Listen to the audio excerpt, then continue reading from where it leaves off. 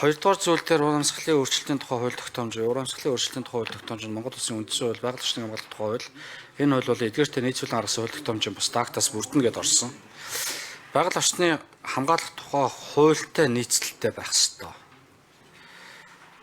Гэтэл энэ дээр байгаль орчны мэдээллийн сан, байгаль орчныг хамгаалах тухай хуулинд байгаль орчны мэдээллийн сан, мониторинг, үнэлгээ, байгаль хамгаалах сан гэдэг аль хэзээний зохицуулагдсан харилцаа байгаа. Энэ хуулийн төсөлтөөр болохоор шинэ платформ, шинэ бүртгэл, шинэ сан гэдэг ингэж бий болгож байгаа. Тэгээ энэ өөрөө байгаль орчныг хамгаалах тухай хуультайгаа хэр нийцэж байгаа, хэр нийцүүлж байгаа юм бэ? Яаж ялгаж салгаж ойлгох юм бэ? Байгаль орчныг хамгаалах тухай хууль 1995 оны хууль. Өнгөрсөн 31 жилийн хугацаанд яг ийм хуулийн төслүүд орж ирээд энд тэндээс нь сэглсээр байгаад байгаль орчныг хамгаалах тухай хууль бол маш асуудалтай болсон.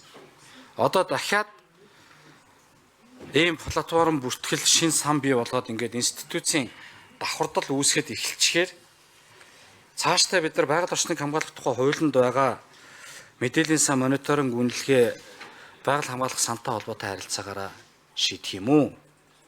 Эсвэл тусдаа урамсгалын өөрчлөлтийн тухай хуулийн дээр байгаа энэ шинээр үүсэж байгаа шинэ бүртгэл, шинэ сан, шинэ платформтой харилцаагаараа шийдэх юм гэдэг.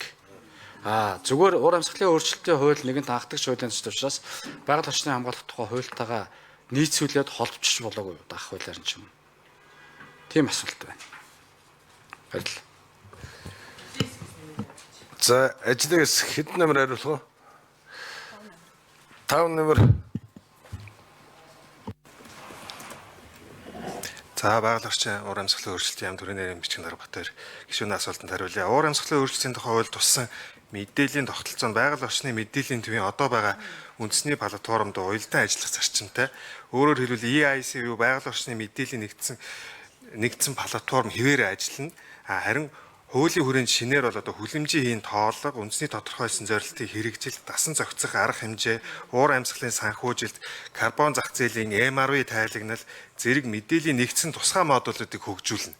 Дээрэгд шинээр санг бол ерөөсөө датабейс хэлбэрээр ашиглана. Одоо хажууд нь бол систем ажиллаа тэр сангаас мэдээллийг татаж авах, бүртгэх, тайлагнах мөн одоо бас бусад хувийн хвшилтэй харьцах ажлуудыг бол систем өөрөө зохицуулна. EIC бол датабейс хэлбэрээр ашиглагдана гэсэн. Ингээ энэ хоёр сан маань платформ, сан хоёр маань бол хоршиж ажиллана гэсэн үг. Батэрдэг шин төлөвлөрүүлээ.